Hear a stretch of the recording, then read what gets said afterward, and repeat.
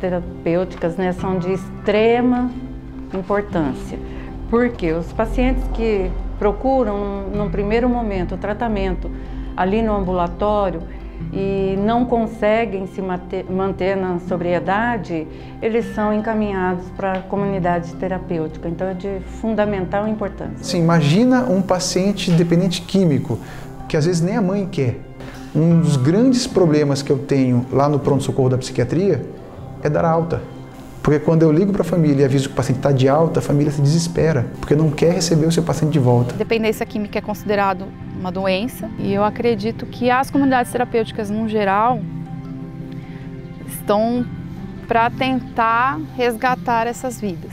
Significa uma maternidade, onde eu tenho a oportunidade de renascer.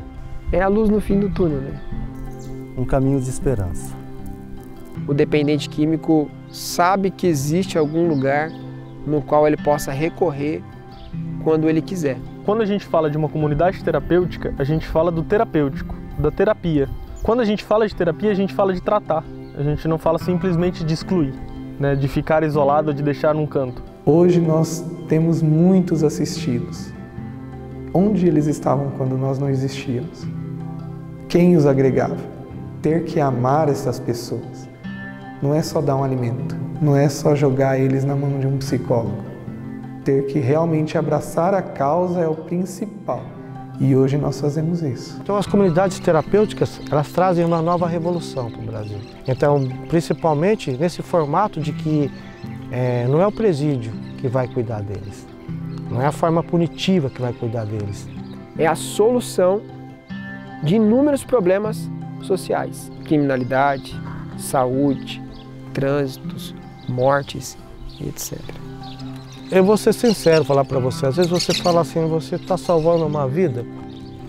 Não, às vezes você está salvando mais. Então, para mim, é muito bom estar fazendo parte da equipe. Eu acho que as pessoas que estão na associação, elas têm essa visão além, não só profissional, mas é algo pessoal, de fazer algo pelo outro. Meu pai, meu genitor, ele era alcoolista.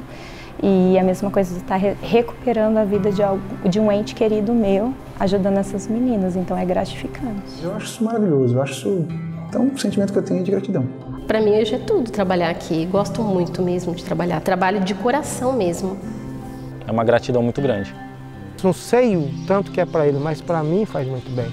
Eu, como cristã, é algo gratificante, ainda trabalho em algo que eu amo, que é a enfermagem, então para mim é muito gratificante. Eu sou apaixonada pelo que eu faço, né? Eu tenho tremenda gratidão pela oportunidade que Deus me deu, porque eu amo trabalhar com vidas, né? Com pessoas, com amor. Só Deus podia ter feito isso, para poder acolher um de cada jeito e receber todo mundo, né? Fazer eles viver junto em paz não é fácil não, né? O lar significa muito para mim na vida. Significa que é vida nova, né? Que é o começo, né? É o começo que você tem para se livrar das drogas, da bebida. Aqui é o paraíso para elas, né? Elas dizem que aqui a gente trata elas como princesas, tratam elas bem, trata elas com dignidade. Coisas que foram se perdendo ao longo lá de trás. É como se fosse uma criança, né? Que acabou de nascer. Eles ensinam a gente de lá do comecinho até quando estiver pronta para sair. Só que a pessoa tem que aceitar o tratamento, cara. Pode ter 1000 lar desse daqui. Se o seu camarada não aceitar, de pegar com fé, de coração mesmo, o lar está te dando o primeiro passo. Você tem que... Mas se não existissem esses lares, cara, eu não estava aqui não. Que bom seria que todo dependente de químico tivesse a oportunidade de passar por uma comunidade terapêutica, porque aqui é como se a gente preparasse, cuidasse das feridas dele e preparasse, desse ferramenta para eles para continuar a vida lá fora. Ela que me trouxe a vida, né, de volta. O fato delas estar aqui, da gente estar aqui, ela sentir que nós estamos aqui por elas, isso tem muito peso também na recuperação delas. É uma alma perdida que a gente consegue resgatar. Eu quero trabalhar nessas casas como voluntário. Eu quero vir dar meu testemunho para outros que vão chegar aqui do mesmo estado que eu cheguei. A casa terapêutica é uma opção de vida, né? E para isso, as pessoas têm que entender o que ela significa. Porque todo amor exige, o amor é exigente, né? Mas quando eu oferto o amor, eu tenho que ofertar uma saída. Tem muita gente lá fora que precisa de um lugar como esse, né, de cuidado, que precisa ser olhado com dignidade, que precisa ser olhado com amor. Porque eu acredito no amor. Eu acredito que as pessoas, né, são capazes de mudar, assim, que o amor tudo pode, tudo transforma. Então eu acredito na recuperação, por mais difícil que ela seja. Elas fazem esse papel de reconstrução do homem, né?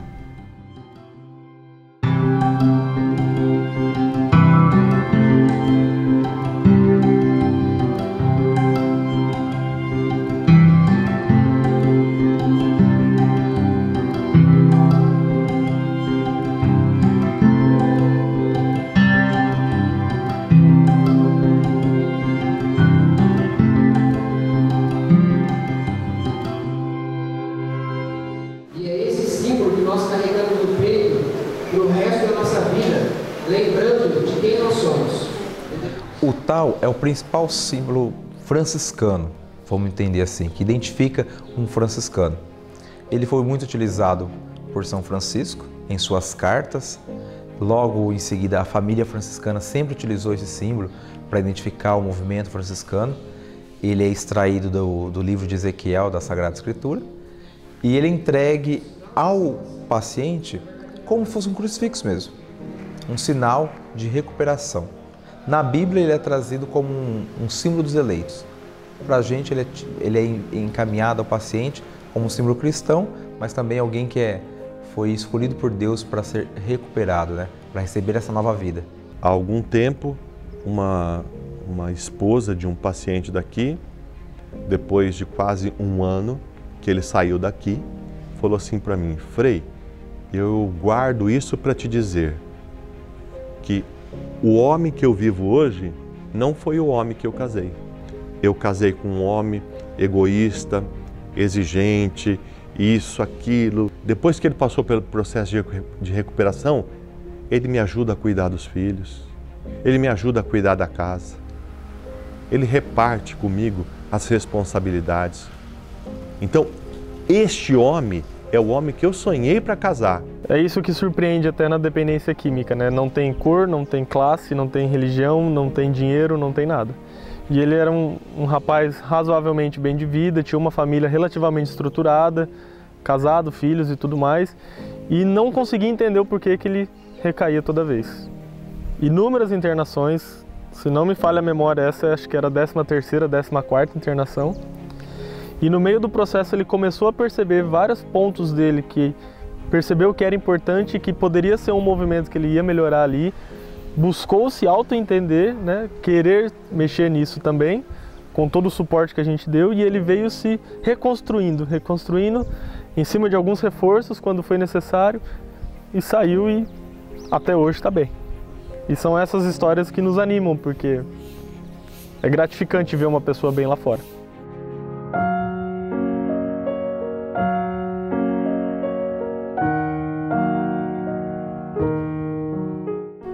Com 12 anos de idade foi a primeira vez que eu fiz o uso da droga, né? No caso, na época, foi a maconha. Era pelo simples fato do prazer de fazer aquilo, né? E também estar inserido no grupo. Por quê?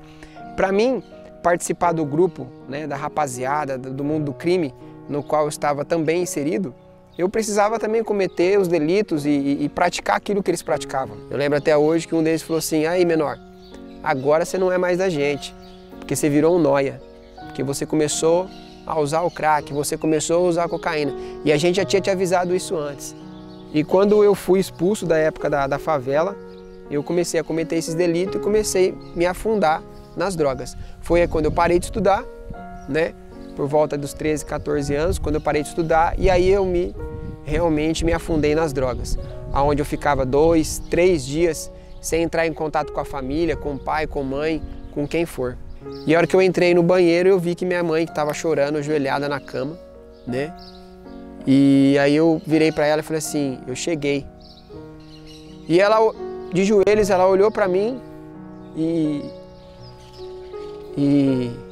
ela não conseguiu fazer nada, só chorou. E aquilo me doeu muito, porque foi uma sensação horrível. É como se eu visse ela sem força. E aí eu lembro que na hora eu entrei no banheiro, eu tava com droga no bolso, eu joguei fora e eu falei que eu nunca mais ia querer aquilo. E disseram assim para mim, olha, você precisa de uma ajuda profissional, você precisa de uma internação, né? E eu senti que realmente eu precisava daquilo, porque sozinho eu já não estava mais conseguindo. O tratamento era composto por 6 ciclos. E desses 6 ciclos, eu no começo, como eu ainda não queria recuperação, eu dei muito trabalho. Mas existe uma chave nessa história, que foi o dia que entrou droga na casa, maconha, e me convidaram para utilizar. E na época eu tinha laboterapia na cozinha. E eu falei assim, eu vou fazer isso o mais rápido possível para mim conseguir chegar a tempo para conseguir utilizar a droga com os meninos que eles estavam marcando um local e uma hora, que era depois do banho, por volta das 5h30, 6 horas. Quando deu 5 horas eu fui correndo pro banho, tomei meu banho, fui correndo para a cozinha, comecei a fazer, acelerar tudo que eu tinha que ser feito. E aí o Frei chegou, né? Eu falo que foi providência de Deus. O Frei chegou e falou assim, mas por que você está com tanta pressa assim? Você tem compromisso? E eu falei assim, não tenho compromisso, de forma alguma. Meu compromisso é esse. E ele percebeu que tinha algo estranho, né? E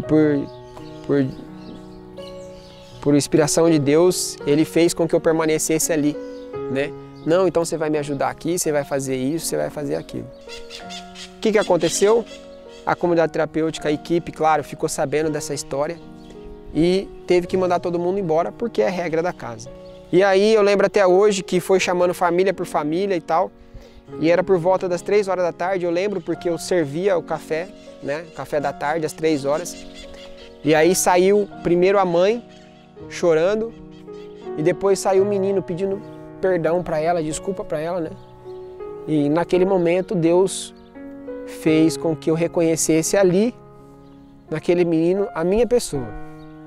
Que eu estaria fazendo o mesmo de novo com a minha mãe.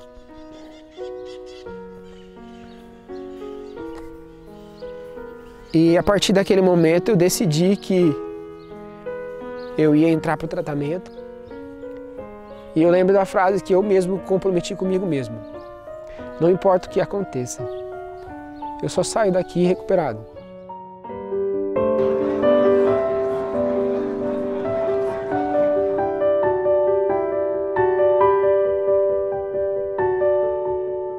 Eu cheguei aqui em Jaci em 1985 e eu percebia que as pessoas doentes não tinham assistência.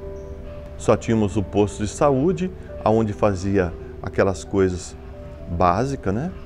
Um médico que vinha aqui um pouquinho só por dia e depois as pessoas não tinham o que fazer. E eu comecei a cuidar dessas pessoas. Então eu acredito que a associação nasceu aí. Era muito comum, na época, as pessoas que tinham envolvimento com dependência química, principalmente com alcoolismo, me procuravam. Ou eu ia dar alguma palestra em algum encontro de jovens e tal, eu sempre citava a questão da droga, a questão do alcoolismo, e as pessoas terminavam a palestra e perguntavam para mim, olha, eu faço uso assim, assim, o que eu faço? Então eu não tinha resposta. Aí eu lendo um livro e dizia assim, se você não tem como cuidar, não mexa na ferida. Então eu passei a refletir sobre isso e foi aí então que foi criada a associação. Também não tinha nem a ideia de que isso fosse tomar a proporção que tomou, mas para qualquer tipo de legalidade eu precisava criar a associação, que inicialmente ela se chamou Lar São Francisco de Assis. E aí uma religiosa que se fazia presente na hora da fundação, que fez na providência de Deus. Porque inicialmente era apenas uma casa. Então ela chamava Lar São Francisco. Aí ela passou a ser uma associação de casas. Então foi aí que o nome foi completado. O lar é um milagre desde a primeira casa, né? Porque quando o Frei Francisco foi ordenado padre, com autorização do Papa João Paulo II, porque o Frei só tinha 24 anos, e ele tinha que ser autorizado a ser, por ser muito jovem. As dificuldades do começo, a primeira foi a nossa inexperiência, porque você imagina que nós, assim que terminou essa casa, né, que hoje nós chamamos de Casa da Herança, a gente recebeu num único dia um grupo de 9 pacientes, no primeiro momento. Já à noitinha, nós não tínhamos nada. Às vezes nós não tínhamos comida. Né? E a gente comia aquilo que a gente produzia aqui e o que as pessoas doavam. O que a gente produzia na horta, a gente tinha algumas galinhas e a gente brincava bastante que nós tínhamos nós e os pacientes que fazíamos tudo. Nós fazíamos a comida, nós fazíamos tudo. Então, a gente tinha um paciente muito alegre e ele era o nosso cozinheiro oficial, vamos entender assim. E a gente perguntava para ele, Marcão, qual é o cardápio de hoje? E ele dava uma gargalhada muito boa e falava para nós assim, o prato do dia. E o prato do dia era o arroz e feijão, que é o básico, e aí ovo, cenoura, beterraba, alface. Era aquilo que a gente produzia aqui. Muitas vezes eu fui taxado como o padre dos bêbados, o padre dos maconheiros e assim por diante. Então as dificuldades era essa. Era muito mais fácil você conseguir uma doação para cuidar de criança, que se tem um futuro pela frente, cuidar de idosos, do que cuidar de um jovem usuário de droga que já traz junto com ele uma série de outros problemas. Problema da violência, problema do roubo, problema de muitas coisas. É vagabundo, por isso usa droga, ou usa droga e fica vagabundo. Enfim, tinha tanta coisa em cima disso que as pessoas tinham dificuldade até de ajudar. Mas aí acontecia, como até hoje, os milagres, né? Porque nunca faltou nada. Nada. Sempre nós tínhamos tudo aquilo que precisava na hora certa. Por isso que, cada vez mais, o nome tomou proporções cada vez maiores, na providência de Deus.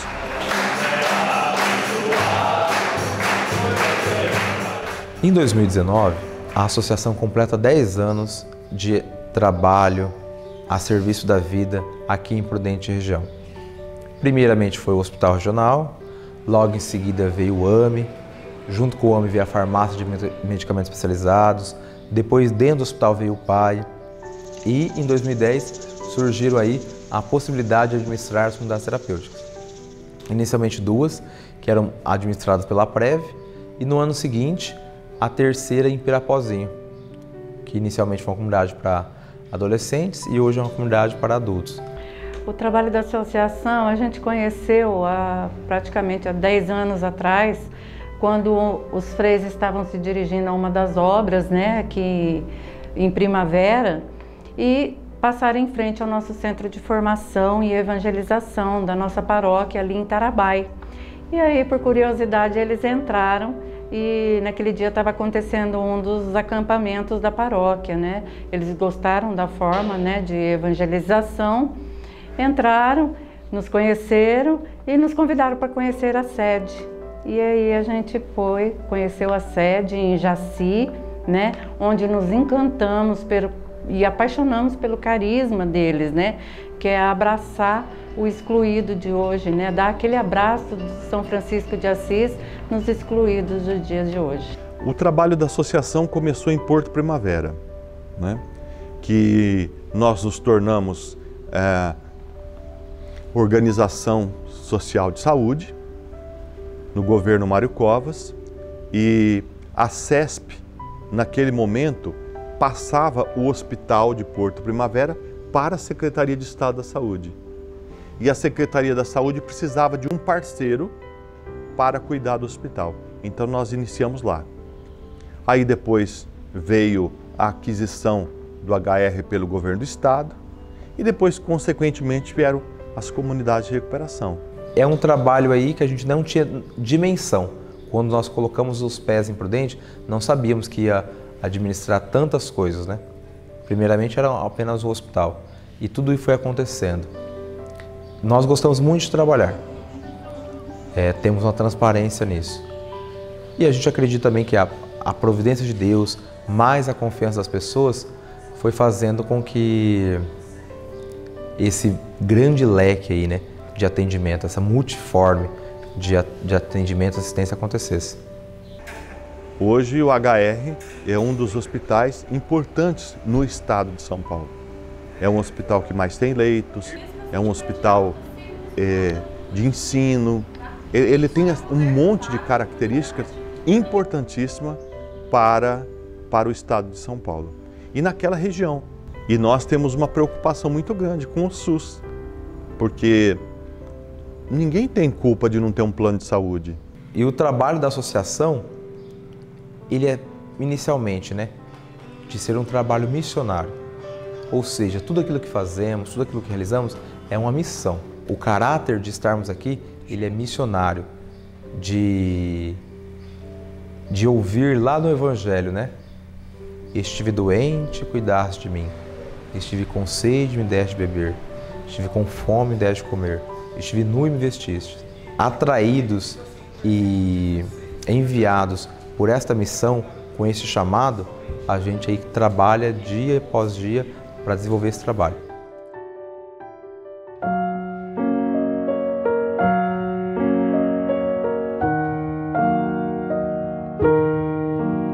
Através de companheiros, né? A gente ia para a escola, que a gente trabalhava de dia, estudava à noite. Então a gente matava a aula para tomar umas cachaças, assistir novela no bar, naquela época, que a gente não tinha televisão.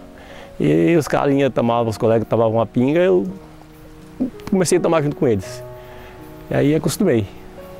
Perceber que eu era um doente, que eu precisava de ajuda, percebi depois que eu busquei ajuda. Porque antes eu não admitia que eu precisava de ajuda. Eu acho que se eu não buscasse ajuda, eu estaria bebendo até hoje, se eu estivesse vivo, e não ia ter um entendimento que eu precisava de ajuda. Foi a insistência da minha irmã, do meu irmão, da minha própria mãe, que acabaram me convencendo que eu fizesse o tratamento. Aí um dia eu cheguei do serviço à tarde e a minha mãe falou: Sérgio, eu vou fazer aniversário mês que vem. Aí eu falei: por que, mãe, a senhora está falando isso? Eu queria um presente seu. Eu falei: o que é, mãe? Aceita essa internação, dá de presente para mim. Qual foi a minha resposta para minha mãe? Falei: não, eu não vou. Na falta de educação, naquela maior estupidez, falei desse jeito para ela. E banhei na cabeça de não ir e passei a noite, saí, fui pro bar beber cachaça, jogar baralho. No outro dia cedo eu levantei e fui trabalhar, mas parece que eu ouvi a minha mãe na minha frente falando isso para mim, pedindo para mim dar isso aí de presente para ela. Aí eu resolvi, cheguei à tarde, falei: não, mãe, eu vou internar sim. Então falei: mãe, eu quero ver essa lágrima cair no rosto de novo, mas de alegria, de tristeza, nunca mais. E graças a Deus fui lá, fiz o tratamento e foi o presente que eu dei para ela naquele ano. Eu aprendi que sem ajuda a gente não é nada. Eu aprendi que tudo que você for fazer, que seja do bem, tem que ser em equipe, tem que ser bom, porque se eu não tivesse essa equipe aqui, que tem hoje, se eu não tivesse meus parceiros que trabalham comigo aí, me estendendo a mão, o próprio lar, eu não estaria aqui hoje.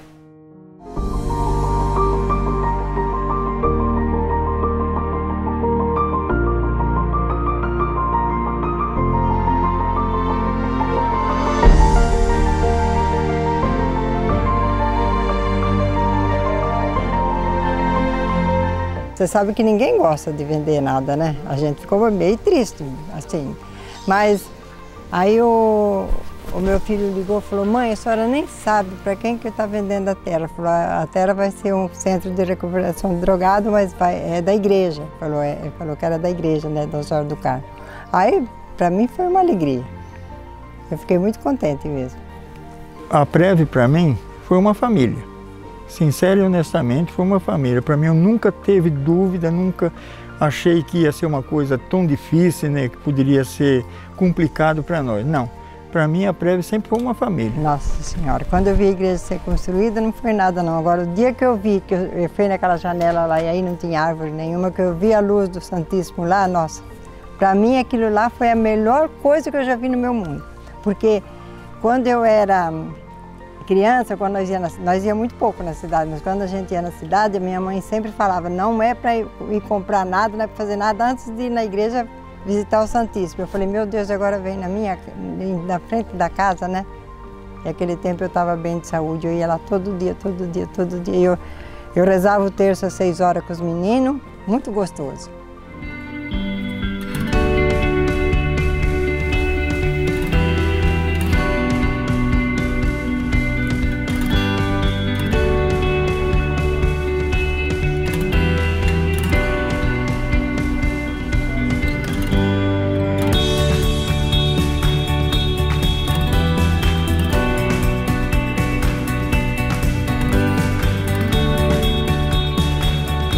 O nosso movimento todo aqui é em cima dos 4 pilares. E a religião ela vem como um dos pilares mais fortes. Aqui nós não falamos assim em religião, mas nós falamos em espiritualidade. As pessoas precisam crer. Porque se tirar Deus do meu coração, quem eu sou? Eu não sei te dizer. E muitas pessoas que estão nesta vida tão difícil é porque não tiveram a oportunidade nenhuma de conhecer Deus. Por isso que matar ou morrer, tanto faz. Nós, como cristãos, acreditamos num Deus único, num Deus que é misericordioso, capaz de perdoar todos os nossos pecados, capaz de abraçar qualquer situação. E a espiritualidade, ela tem muito mais o caráter de acolher, de cuidar, do que de julgar ou condenar. Nós temos uma espiritualidade própria, né? Nós somos franciscanos na providência de Deus, somos católicos, mas nós tentamos mostrar essa espiritualidade para que todos possam participar. E foi na comunidade terapêutica, em Jaci, que eu tive inúmeras presenças de Deus e milagres que Deus fez na minha vida. Porque lá fora você não pensa em Deus. É dificilmente você, todo dia você lê uma Bíblia. Eu nunca imaginava eu lendo uma Bíblia. Aqui tem parte espiritual, ajuda muita gente. Você fica uma pessoa mais leve, mas quando você entra na capela, que você sai, sabe, muito maravilhoso. O seu coração sai com muitas virtudes, é muito bom. Tem toda a espiritualidade da casa. São oração de manhã, oração na hora do almoço, na hora do café, do jantar, à noite, missa, adoração, acampamento, enfim, uma infinidade de situações que proporciona a espiritualidade para cada um deles. Seja o vosso nome, venha a nós o vosso reino. E esse é um dos nossos diferenciais, porque aqui nós não pregamos religião. Somos uma entidade católica, fazemos algumas orações católicas, mas nunca vamos obrigar alguém a buscar a nossa religião. Tem paciente que chega aqui que não quer nem entrar dentro da capela.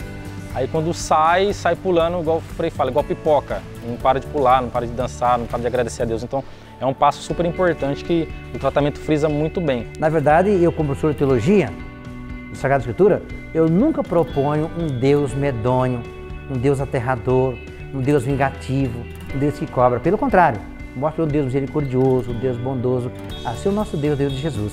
Então essa mensagem positiva para eles é muito importante. Jesus, nosso ponto de encontro, não é verdade?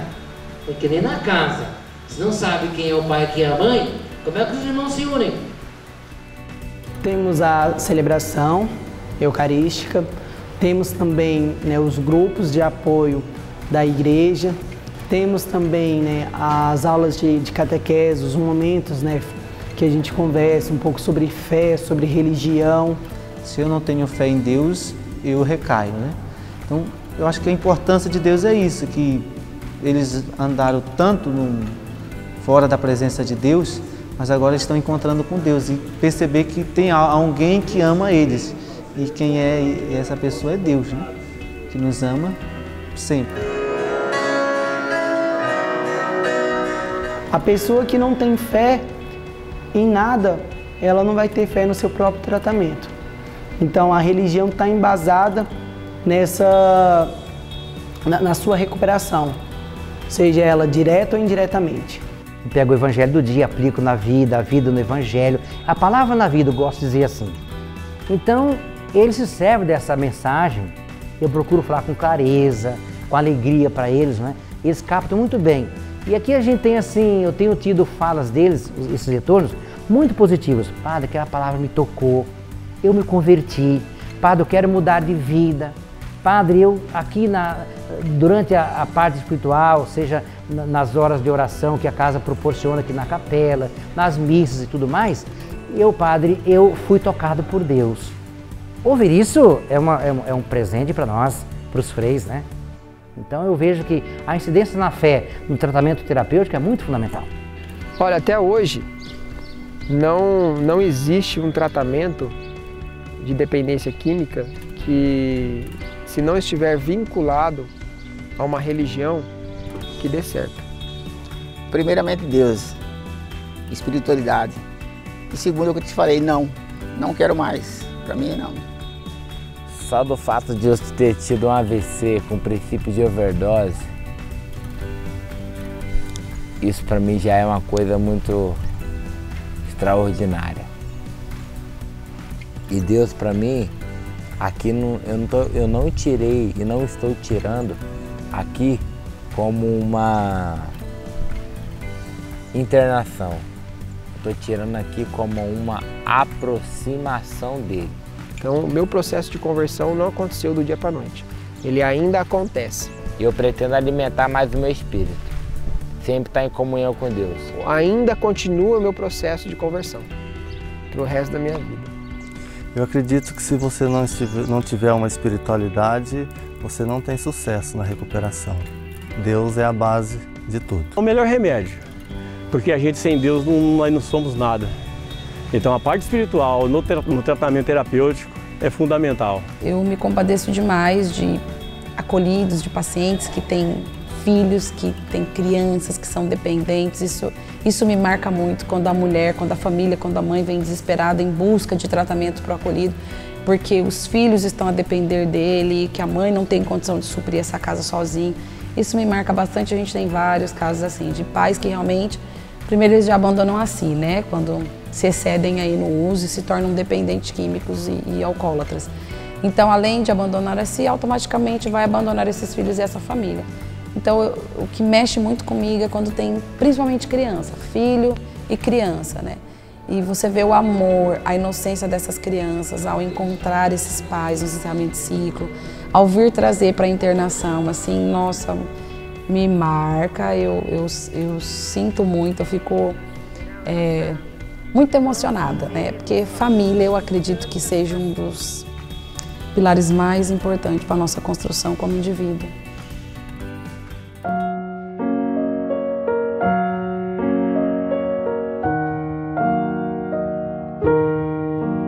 Bom, eu conheci as drogas, eu tinha numa faixa de mais ou menos 18, 19 anos. Foi quando eu conheci o pai do meu filho. Não, quando eu separei do pai do meu filho. Aí eu gostava muito dele e tal. E pra mim foi um choque. De repente eu tava com ele foi meu primeiro namorado, a gente ficou junto uns 3 anos. Um amigo meu, ele me ofereceu a maconha. E eu, na curiosidade, aceitei. Foi quando eu dei o primeiro trago na maconha. Depois de um tempo, eu comecei a beber. Bebia muito, muito, muito. E eu fui para São Paulo. E lá eu conheci a cocaína. Aí eu continuei com a bebida e a cocaína. Bom, o crack foi a curiosidade. Não foi ele que influenciou. Eu vi ele usando o crack e eu quis experimentar. Foi curiosidade minha, o crack. A primeira internação eu fiquei até o 3º ciclo. Fui para a visita familiar do 3º ciclo. Quando eu voltei, Eu desisti porque eu tinha ido para a cidade dos meus filhos e vi eles, tudo, e eu só tinha o casal, que é o menino que hoje tem 13 anos e a outra menina que hoje tem 7 anos. E eu vi eles, aí voltei e aquilo mexeu comigo, de ter deixado eles lá, e eu acabei desistindo, junto, acho que no dia, abstinência, com a saudade, eu pedi para ir embora e fui embora. Agora, da minha outra menina, que é a do meio, a de 7 anos, eu usei pouco tempo na gravidez dela, não foi muito, eu usei pouco tempo o crack. Só que hoje ela tem umas crises, as crises dela são muito fortes. Ela é uma criança perfeita, maravilhosa, muito calma, só que de repente ela surta. Que ela tem as abstinências, né? Então quando ela surta é as abstinências devido à droga que eu e o pai dela usou na gravidez, né? Na minha gestação. E da minha terceira filha, que é a de 1 ano. Hoje ela tem 1 ano, mas eu usei muito na gravidez dela inteira. Ela é de 6 meses e 2 dias, ela é muito prematura. Quando ela nasceu, nem os médicos deu vida para ela. Ela não tinha peso, eu estava com descolamento de placenta. Eu não fiz repouso nenhum, inclusive no dia que ela nasceu eu tinha passado a tarde, comecei de tarde, tinha passado a tarde, a noite, a madrugada, amanheci usando droga. Foi quando eu comecei a sentir as dores e eu não acreditei, né? Não queria largar a droga para poder saber o que era, e a dor foi apertando. Aí foi quando não teve jeito, eu corri para o hospital. Quando eu cheguei na Santa Casa de Pirapozinho, ela já estava coroando. Bom, o meu maior motivo, assim, acima da minha vontade, sinceramente, acima da minha vontade de querer sair das drogas, foi o medo de perder a terceira filha. Porque eu tenho 3, mas eu tô sem dois, né? O meu menino e a minha menina mais velha não moram comigo. Mas eu quase que perdi a terceira, que é a bebê. Então, acima da minha vontade de parar com as drogas, é ela. Hoje eu sou mãe. O pai dela, o mês passado, falou assim, nossa, mas você tá fazendo o que com as fraldas? Porque tá usando tanta fralda assim? Eu falei assim, é que agora eu e ela estamos vivendo, né? Agora ela tá comendo. Quando estava lá fora, ela não estava comendo, porque eu dormia o dia inteiro e usava droga a noite inteira. Então eu não cuidava dela.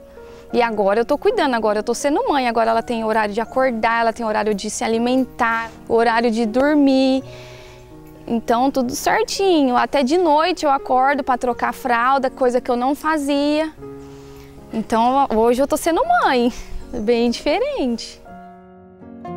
Nós começamos o trabalho da associação dia 4 de outubro de 1985 e não conseguimos de imediato credenciar o trabalho com o governo. Até porque na década de 80 só existia financiamento para hospitais psiquiátricos, quando a gente fala de álcool e droga, né? E o tratamento de uma comunidade terapêutica não é cuidado psiquiátrico. Pode até ter, mas não é. E o Estado demorou para entender essa abordagem que nós fazíamos com os pacientes na recuperação de álcool e droga. E em 87 foi quando foi firmado o primeiro convênio com o Estado para a recuperação aí de álcool e droga. E de lá para cá, nós sempre estivemos juntos nas secretarias de saúde, de assistência social dos governos, seja no estado de São Paulo ou em outros estados. E essa parceria ela é alimentada continuamente. Então, todos os programas estaduais que buscam aí direcionar recursos para assistência dos nossos pacientes, a gente tem sempre batido na porta do governo, sempre. E de um tempo para cá, tem quase que acontecido na mesma proporção. O Estado nos procurado para assumirmos novos serviços, né? Especificamente as comunidades terapêuticas, ela é direcionada para pacientes que desejam tratamento. A comunidade em si é uma comunidade aberta. Ela é feita para ser assim. As portas elas são mantidas abertas, inclusive de uma maneira simbólica, para que o paciente entenda que o tratamento é totalmente voluntário. Alguns estudos mostram que tratamentos voluntários para dependência química são melhores aproveitados do que os tratamentos feitos à revelia. O vínculo das comunidades terapêuticas com o Hospital Regional e o AME é direto. uma vez que o hospital fica com toda a parte de atendimento de urgência e emergência para os usuários, álcool, droga ou qualquer tipo de vícios que a pessoa possa ter, pelo PAI, que é o Polo de Atenção Integral à Saúde Mental, e também pela internações de psiquiatrias. E o AME, por sua vez, que mantém um ambulatório de álcool e droga, que faz toda a triagem dos pacientes para cá. Tudo começa com a triagem no AME de Presidente Prudente. Na verdade, nós temos 3 triagens. E aí elas passam pela triagem, que nem aqui, lá tem um grupo multidisciplinar, aí passa por psicólogo, psiquiátrico, enfermagem, e aí vendo que ela está apta, ela então é inserida nas comunidades terapêuticas. Então o nosso tratamento ele é um tratamento voluntário. Ele é dividido basicamente em ciclos. Cada ciclo ele abrange mais ou menos um mês e pouquinho mais ou menos. E em cada um desses ciclos são treinados algumas habilidades desse paciente. A gente utiliza aquele esquema dos 12 passos. Os 12 passos é uma ferramenta criada pela Pastoral da Sobriedade e nós aderimos aos 12 passos e nas nossas comunidades ele é aplicado no 3º e 4º ciclo e sempre é aplicado por pessoas que já passaram pela recuperação. A Pastoral da Sobriedade passa para os nossos pacientes, nossos acolhidos, os 12 passos, e nós tentamos, de uma forma ou de outra, tentar ir lembrando, conforme o tratamento, desses 12 passos. Né? E eu entendo que os 12 passos são os princípios. Vamos dizer assim, são os indicadores. Admitir que eu tenho problema. Então, é um princípio que eu tenho que ter. Porque se eu não admito que eu tenho problema, como é que eu vou fazer? Como é que eu vou tratar? Pode o mundo inteiro se curvar diante de mim, mas não vai resolver nada. Eu tenho que admitir o problema e eu tenho que cuidar do problema. E isso não é só com a dependência química, é com qualquer outra coisa. Dentro dos atendimentos individuais, na psicologia nós temos algumas abordagens, né? E dentro dessas abordagens a gente vem trabalhando e acompanhando ele no individual. Os grupos terapêuticos, a gente costuma até fazer aqui fora, ao ar livre, ao pé de manga, e a gente começa a construir com eles o que eles vão fazendo, né? Então nós trazemos temas, trazemos algumas abordagens e em cima disso a gente vem construindo com eles o conhecimento, vem construindo com eles a informação toda. Não tem como fazer a recuperação sem a reconstrução social, sem a reconstrução física, sem a reconstrução espiritual. E aqui nós disponibilizamos isso da melhor forma possível. Nós temos para cada 15 pacientes um psicólogo. Nós temos 2 psiquiatras à disposição de cada um deles. Nós temos 24 horas um técnico ou um enfermeiro. Nós temos 24 horas mais de 3 monitores que já passaram pelo processo de recuperação, estão em sobriedade, conhecem do assunto, já passou pelo nosso tratamento e hoje estão na monitoria de cada um deles. Então, eles são cercados de todos os cuidados possíveis. Cada instituição tem a sua metodologia de trabalho. A associação, depois de consultar vários lugares, analisar, por experiência própria, chegou a um tempo e determinou que seria em 4 ciclos, né? No primeiro ciclo tem uma abordagem de mais desintoxicação, no segundo mais de conhecimento de si próprio, no terceiro, onde começa os 12 passos, ele começa a criar ferramentas, mecanismos de defesa contra o seu vício, e no quarto é que vem o grande celebrar, né? Celebrar as conquistas que ele obteve no tratamento e também sair fortalecido perante a sua família, perante a sociedade e principalmente consigo mesmo.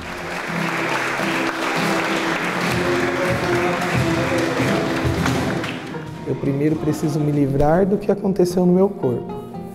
Deixando o organismo limpo, eu preciso agora psicologicamente me adaptar.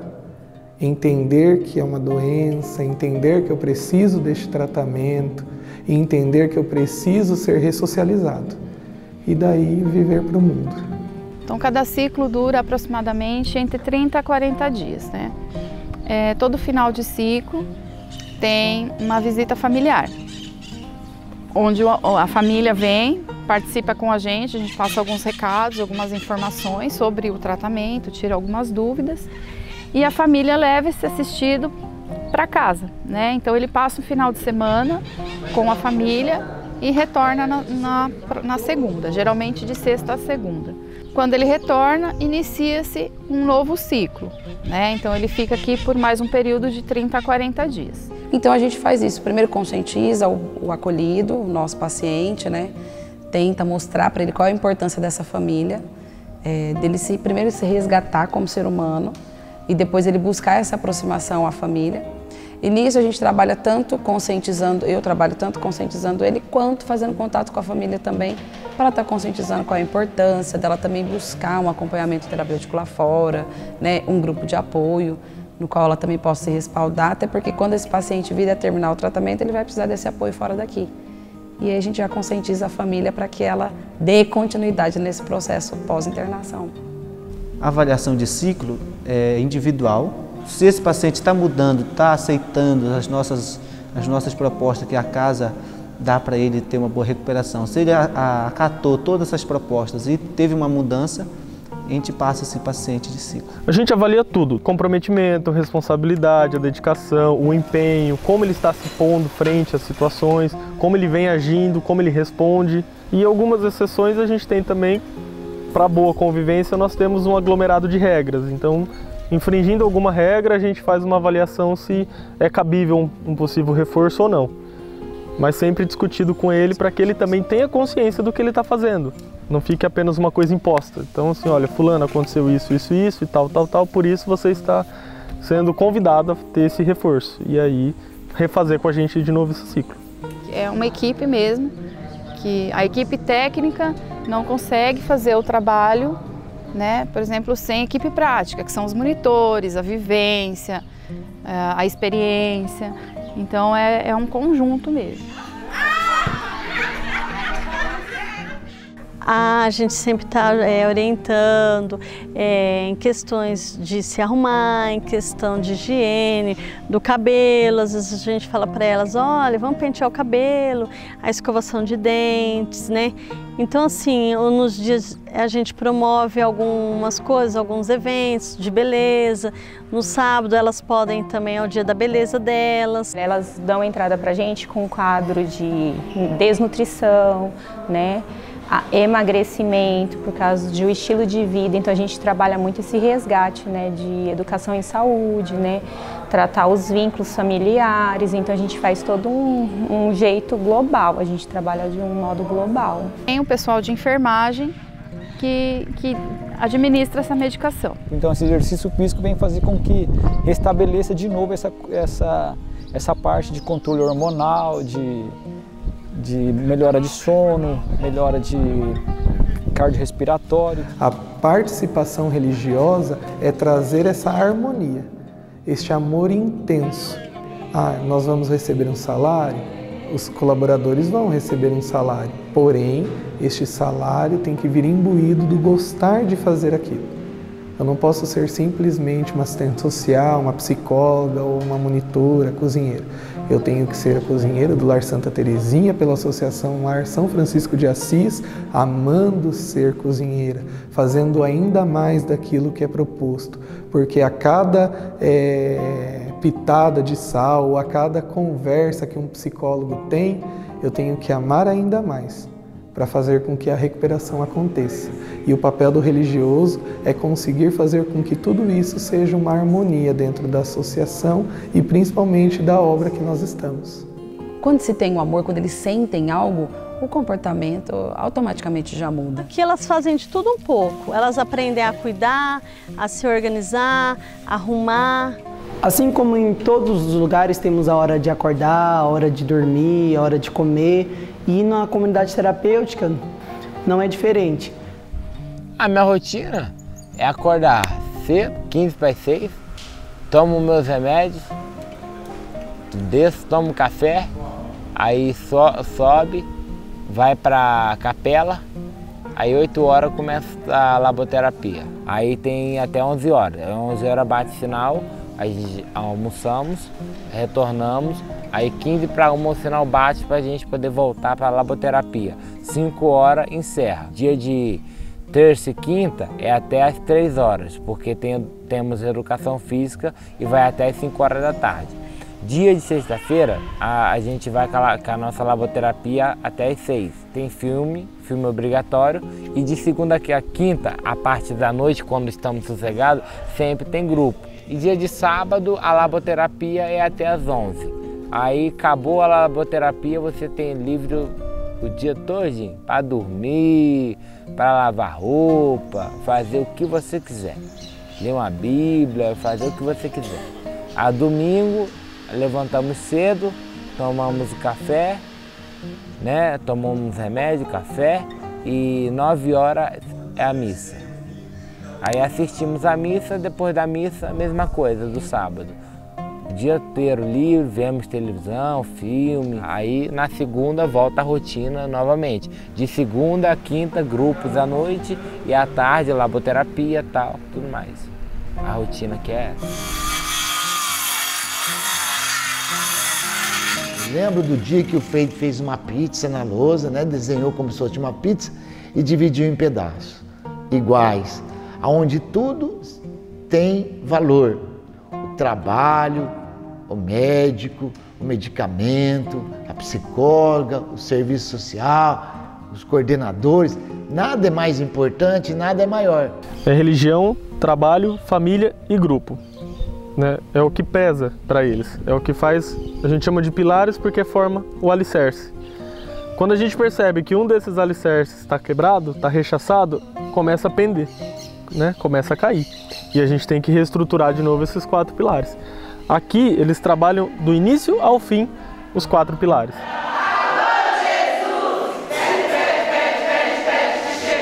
No grupo de apoio, você nunca se afastar daquele que vai te dar força, seja ele o grupo terapêutico, né, a pastoral da sobriedade, o NA, o AA, ou até mesmo o ambulatório, onde ele faz triagem. No caso do usuário de droga, no caso do alcoolismo, eu preciso dar continuidade nisso.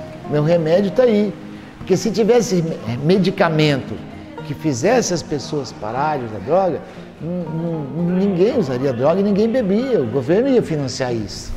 O papel principal das laboterapias dentro da comunidade terapêutica é pegar o terapêutico, a questão terapêutica, para que ele possa desenvolver e processar dentro dele que tudo que ele faz aqui, ele vai fazer lá fora também.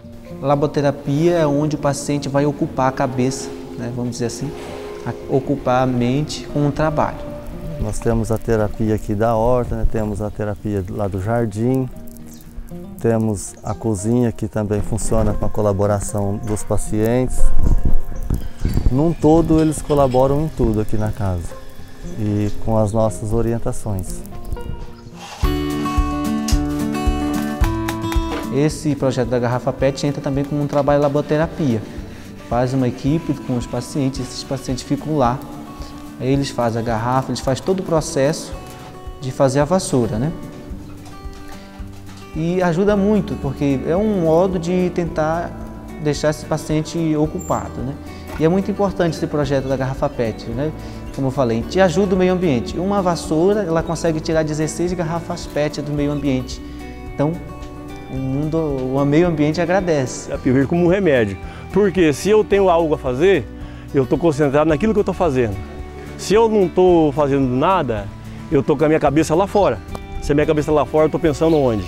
Então a laboterapia serve para isso, para criar novamente regras dentro da pessoa, para criar um compromisso, né, para você reestruturar o seu compromisso interno, a forma de você pensar, a forma de você agir, né, ter aí a rotina, né, um compromisso, eu tenho que acordar, eu tenho que fazer isso, eu tenho que fazer aquilo outro, e assim por diante. Aquilo que nós vivenciamos lá fora, né?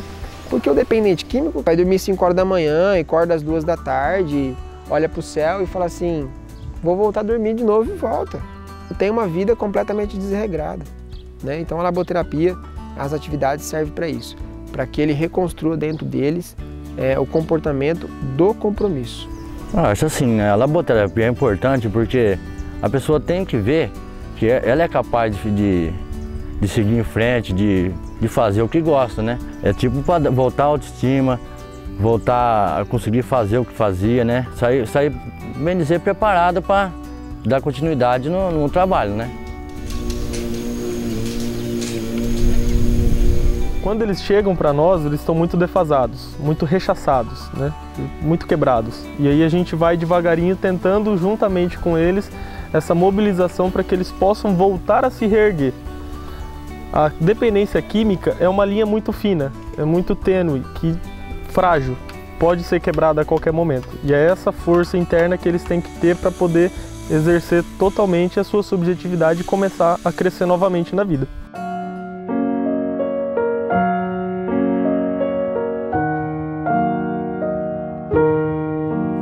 Eu comecei a beber nova, né? Só que aí era bem pouco. Aí aumentou depois que eu tive um relacionamento, né? Aí não deu certo. Aí eu me senti meia, sei lá, meio que sem valor, né? Bem... Aí foi onde que eu aumentei a quantidade. Eu estava fazendo muito mal para as pessoas, né? Para minha família, que eles estavam sofrendo mais do que eu. Porque eu me refugiava no álcool, né? Quando eu falava que não ia beber mais, eu me sentia um vazio. É muito estranho. Aí é onde que eu ia de novo, porque eu não queria sentir aquela, sabe? Eu não queria sentir aquilo. Aí nesse dia eu peguei e chamei uma amiga minha pra gente sair, né? Aí eu peguei e falei assim, hoje eu vou me acabar, né? Até que aconteceu um acidente, né? Eu vi o estado que minha mãe e meus filhos ficou, né? Aí eu peguei e fui na casa de um amigo meu e falei para ele, eu preciso de ajuda, né? Que eu queria me internar, de qualquer jeito. Que eu falei, não, eu vou ter que me internar porque senão vou acabar com a minha vida. Aí eu passei pela triagem, né? Fiz a triagem, eu falei que eu queria me internar, que sozinha eu não conseguiria. Aí eu falei pra minha mãe ficou super feliz, mas ao mesmo tempo ficou triste por causa dos meus meninos, né? Mas a minha menininha, ela tinha 9 anos, então ela sabia, alguma coisa assim, parecia que tocava, que ela sabia que eu ia melhorar, né? Que ia ser Ela me deu uma força, minha menina. Aí na hora que eu cheguei aqui no portão, do lar, parecia que eu senti, sabe, fui tirando aquele peso. Uma sensação muito boa. Ai, foi muito bom, foi uma outra vida, né? Realmente aqui eu vivi de novo. Eu saí daqui uma outra pessoa. A Graciele mesmo, né? A minha filha ficou muito feliz comigo. Que ela falava assim, mamãe, valeu a pena. Ela tinha 10 aninhos depois, né? Que eu entrei, ela tinha 9. Aí o aniversário dela eu tava aqui. Aí eu falei com ela, né? Que depois eu saí na visita. Aí eu falei, filha, a mamãe não veio na sua festinha, né? A mamãe estava internada, ela falou assim, mas o melhor presente você já me deu, né? Que foi você ter se internado, né? Para você ser uma mãe melhor. Eu acho que a gente está vivendo assim num momento que a saúde mental ela tá bem fragilizada, né? O investimento que tinha nela era pouco e está diminuindo sim. E com certeza, se houvesse mais ações sociais, se houvesse mais políticas públicas, isso iria ajudar demais. Eu costumo dizer que o tratamento ele acaba funcionando como uma espécie de ilha, uma ilha de excelência num mar de mediocridade, que é o que o nosso país oferece hoje para a nossa sociedade em si. Então, o que adianta, por exemplo, eu estabilizar o paciente terminar o seu tratamento, cumprir os 4 ciclos, aprender todos os conceitos, reaprender a viver, reaproximar-se com sua família e quando volta para casa, vai para uma casa sem luz, sem água encanada, onde o vizinho é traficante, onde o irmão está usando droga na sua frente, não tem direito o que comer, é muito difícil. A sociedade ainda tem muito para acordar, ainda para ver que elas estão pedindo socorro. Que a doença está em todas as famílias, infelizmente. Todo mundo está sujeito a ter isso na família. Então eu acho que tem que ter uma preparação fundamental para que se um dia isso vier a acontecer, saber como lidar com a situação. Porque sem estar preparada, vai chutar, vai esnobar, vai pôr para fora de casa, igual tem muitos que estão na rua aí, né? Por causa dessas coisas, falta de preparação. Acho que a família é a primeira a ser consultada e orientada a respeito da dependência química. Então, inserir a família no processo de recuperação é dar um fortalecimento para que aconteça realmente a recuperação. A sociedade hoje, ela precisa entender primeiramente que a dependência ela não é marginal, a dependência é uma doença. E a família precisa de tratamento assim como a pessoa dependente que está nela. Nós que trabalhamos com a dependência química temos que ter consciência que o nosso papel ali é trabalhar com muito amor, porque o paciente e os familiares chegam até a gente muito fragilizados, né? Muitas vezes excluídos já pela sociedade, até mesmo no âmbito familiar. Tem bastante preconceito, né? Eu digo isso até por mim, né? Quando não conhecia a realidade, então quando eu falei em casa que eu ia trabalhar numa comunidade terapêutica, né? Tratava dependentes químicos, na minha casa mesmo teve essa rejeição. Nossa, tá ficando doido, é perigoso e tal, porque tem muito essa imagem, né, de que todo dependente químico é um bandido. Um tempo atrás eu via a dependência química como eles não prestavam, eles eram vagabundos, eles não... Então assim, eu via como um preconceito, aquele cara ele precisa trabalhar.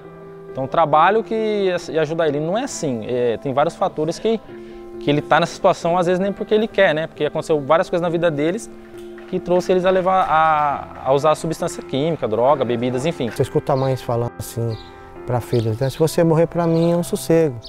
Eles têm isso dentro deles, o paciente, esse desânimo com ele. E pelo que ele fez, ele entende que foi por culpa dele. Mas assim, essa visão, a sociedade tem que ser mudada. Porque existe o tratamento e realmente eu estou aqui nesses 7 anos porque existe a cura.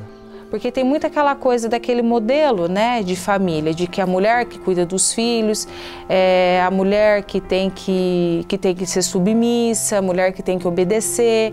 Então elas trazem essa questão do sofrimento enquanto dependentes, né, por não conseguir, por encontrar a droga, né, como uma forma de ter prazer, de resolver algumas situações, só que ela parece muito essa preocupação com o filho, com o marido. Muitos falam que elas são bêbadas, nóia, elas são tratadas dessa forma. Aí chega aqui dentro da comunidade, a gente mostra para elas que elas não são o que a família estão dizendo, o que a sociedade aponta, e sim, que elas são dependentes químicos. Então, a gente mostra isso para elas. Então, é muito difícil. Tem muitas que não conseguem entender o que elas têm é uma doença. Eu acho que a mulher, ela apresenta outro sofrimento, né, do que os homens apresentam. Eu acho que a recuperação para a mulher é muito mais sofrida do que para o público masculino. A maior ajuda que a sociedade podia dar é poder acreditar que é possível uma recuperação. Que muitas pessoas já não acreditam mais na recuperação, né? Acham que não é possível. E na verdade é possível. Muitas pessoas têm preconceito, apontam, julgam, né, essas pessoas e acham que é só, sabe, que o paciente tem o poder de sair por conta própria, mas ele não quer. E não é isso, é uma escravidão que elas lutam diariamente. Se a gente já tem os problemas que a gente tem, já é difícil, imagina elas. Se a gente tem que matar um leão por dia, elas têm que matar 20, 30, né? Mas a gente não desiste, não. A gente luta com elas. São pessoas com muito talento, são pessoas que precisam de ajuda, são pessoas que precisam de atenção e que a sociedade rejeita. Aqui, o tratamento em si, ele dá essa nova visão. Foi Francisco, quando ele colocou a Caixa de Cooperação, ele colocou nessa reinserção de um posicionamento também da sociedade em relação ao tratamento.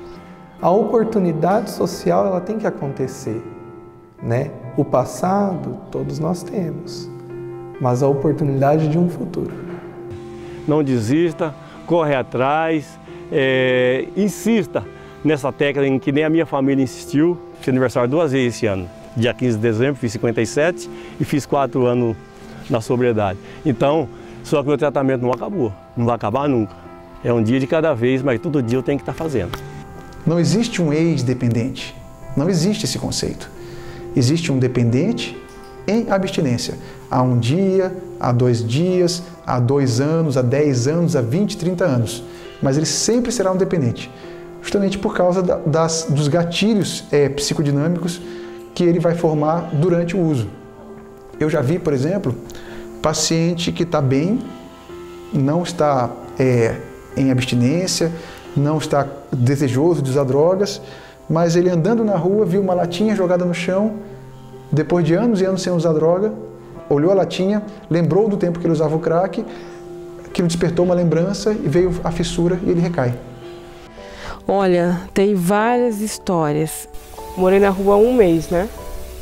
E nesse 1 mês eu sofri bastante, que eu nunca tinha saído da minha casa, né, na casa dos meus pais.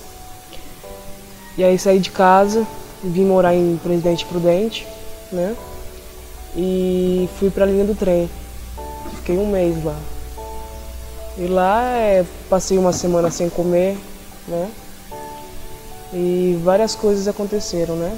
Que tipo, dormia no camelô e com o olho aberto e fechado, né? Porque eu não conhecia as pessoas, né? Eu apanhei de um traficante, né? Eu devia, que eu peguei a droga para vender, né? E não consegui vender, eu fumei tudo. Uma história foi de uma moça que chegou grávida aqui. Aí eu peguei e falei assim para ela, de quantos meses você tá dessa benção? Eu falei assim. Ela falou assim, dessa desgraça? Ela disse isso. E ela tava com um barrigão enorme, né? Falei, nossa, não fala assim não, é um anjo que você tá carregando. Ela falou assim, anjo que eu não quero. Ela falava.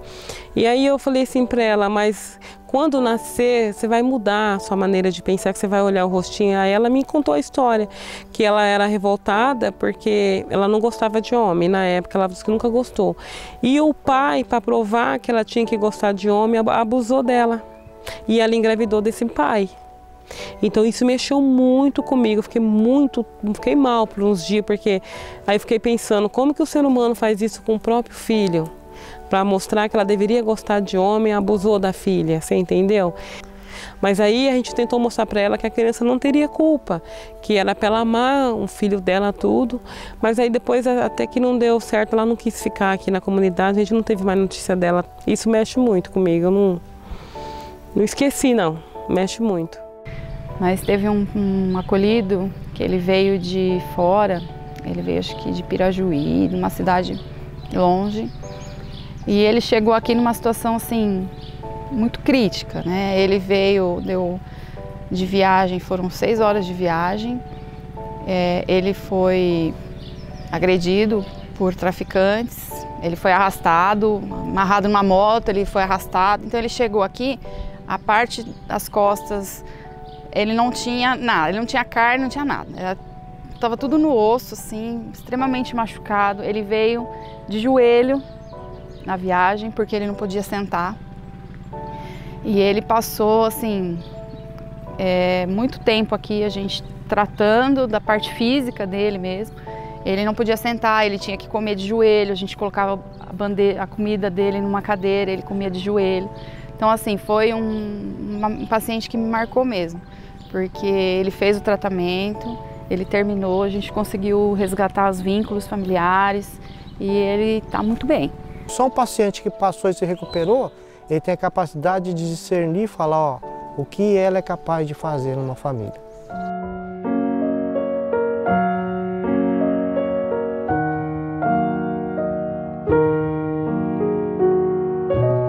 Eu estou aqui por causa do álcool, né? Que eu sou viciado, né, em álcool. Desde essa idade de 5, 6 anos, eu venho tomando álcool lá para cá. E sempre passando necessidade, né? Aí minha mãe ficava em casa, né? Ela tomava conta da gente. Ela fumava, né? Às vezes a gente ficava na porta do bar pegando bituca de cigarro para ela fumar. Aí aos 13 anos também foi a época que eu aprendi a fumar cigarro. A gente podia trabalhar com 12 anos de idade, eu já fui registrado, né?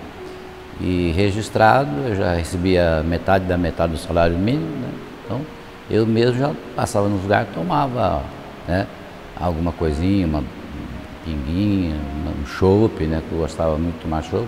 10 anos atrás eu comecei a beber muito, né, muito e perder assim a memória do que eu estava fazendo, né. Meu pai foi sempre um paizão presente, né, e ele bebia, eu via que ele bebia, né, a gente reconhece isso desde criança, né? Dá pra perceber que a pessoa muda diferente o hálito, assim.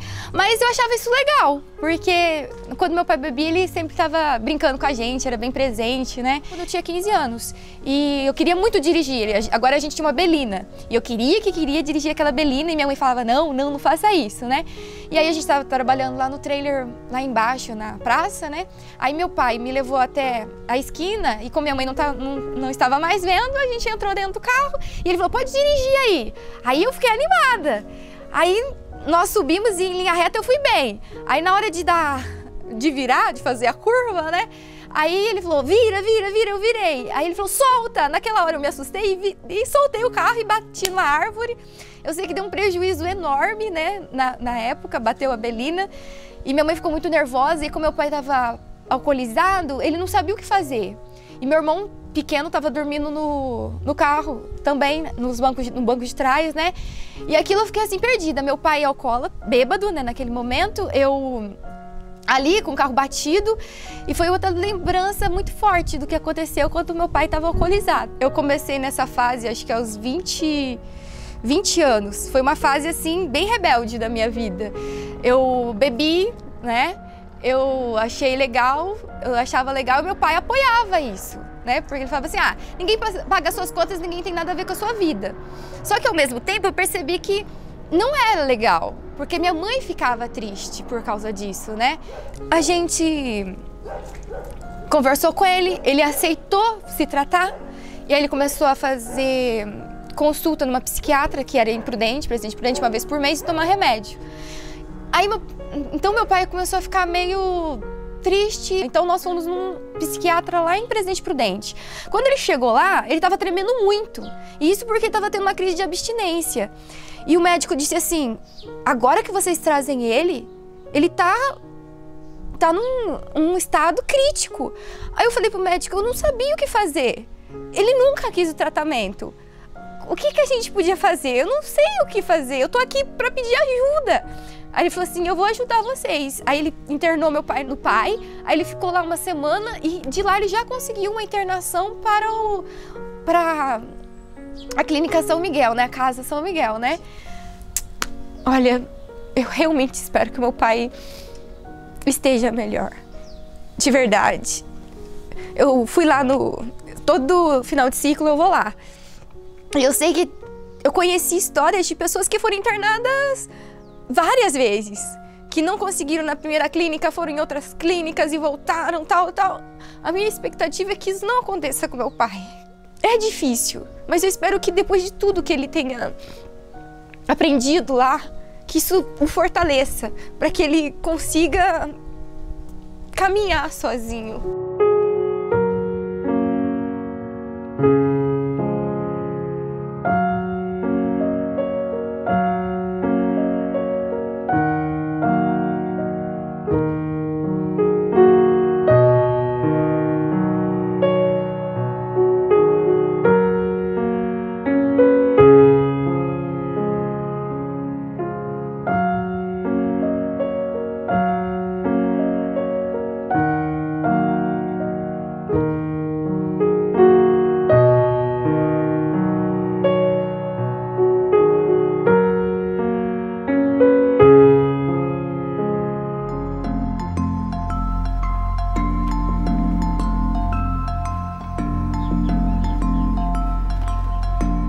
As nossas comunidades, que começaram inicialmente apenas com doações, hoje nós continuamos com as doações, a promoção de eventos para captação de recursos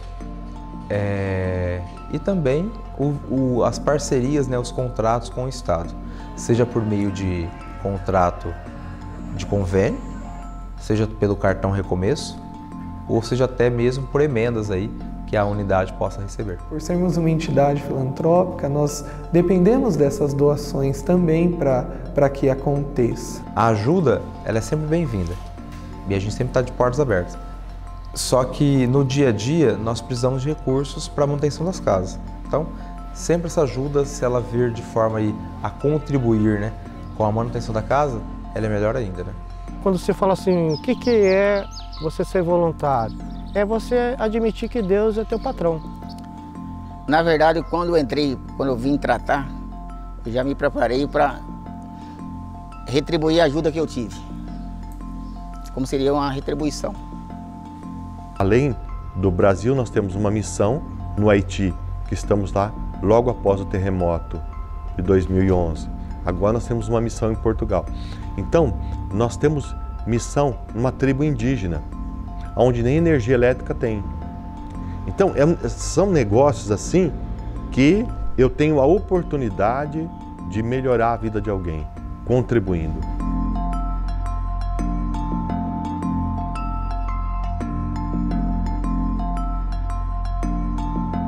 Aquele que não se comove com o sofrimento do outro, não necessariamente está feliz consigo mesmo. Eu acredito em cada um que está aqui. Às vezes me magoa alguém falar assim, tem um ali que eu não sei se vai dar certo e tal. Quem sabe é Deus. Nada é coincidência, tudo é providência. Sem a providência de Deus, nós não conseguiríamos estar aqui acolhendo tantas pessoas como nós acolhemos. Confiar na providência de Deus é como você pôr o pé e depois Deus pôr o chão. Acreditar incondicionalmente, colocar o pé e Deus colocar o sustento, é ali que está a providência de Deus. É acreditar. É simplesmente acreditar e confiar e ter fé. Que tudo que eu vivi e vivo hoje foi providência de Deus. Eu não consigo viver, me enxergar vivendo sem contar com a providência de Deus. Sem saber que ela vai prover, que ela já proveu. Tudo que nós realizamos aqui, com certeza, está nas mãos da providência. Todo pensamento, decisão, planejamento, propósito, cremos, os freios creem nisso muito e falam muito disso, repetidas vezes, tudo passa pelas mãos da providência de Deus. Você sabe que manter uma casa dessa não é fácil. Contar com pessoas que colaboram, pessoas de bom coração e tudo mais, com certeza nós cremos que aí tem a mão de Deus, a mão da providência divina. A gente aqui, a gente vive muito de doações, né? Então, às vezes, a gente tá assim, a gente tá sem nada. E, de repente, a gente recebe doação. Então, eu acho assim que a providência é maravilhosa. Muito linda mesmo. Acho que Deus tinha uma providência para mim aqui dentro. E através daqui também que eu tô conseguindo estudar minhas duas filhas, porque eu trabalho, o que eu ganho eu consigo pagar a faculdade das minhas filhas, das duas filhas minhas que estudam. Estar aqui na Associação Lar São Francisco de Assis é uma prova de que realmente Deus existe, né? Porque tantas coisas são sustentadas, né? Essa obra não é só comunidade, essa obra ela é muito gigantesca. A associação é um presente que Deus colocou na terra aqui. É um coração aberto para todos. É uma mãe de coração aberto para todos. A providência já agiu na minha vida, porque coloquei eu aqui e deixei eu todo esse tempo aqui. Eu, hoje, olho tudo que eu já vivi e tudo que eu já experimentei, tudo que eu já passei. Em nenhum momento Deus me abandonou. E só vai para frente quem acredita em Deus, quem tem Deus no coração deles, senão não tem jeito. Só remédio não resolve nada. Essa casa para mim foi... Não tem explicação de falar dessa casa. Qualquer coisinha assim, se uma pétala da rosa cai fora assim do lugar, eu já tô olhando para o céu, já tô pedindo para Deus, meu Deus. Deus é tudo. Deus usa eles para poder salvar nós, né? Que a providência de Deus me ajuda muito na minha vida é saber que cada dia vai ser um novo dia, que eu vou ter experiências novas, que eu vou ajudar novas pessoas e que Deus vai estar sempre providenciando coisas boas na minha vida. Eu vivendo na divina providência, não é que vai estar tudo melhor na minha vida, mas eu vou estar no caminho de Deus, na divina providência. E sóbrio só por hoje.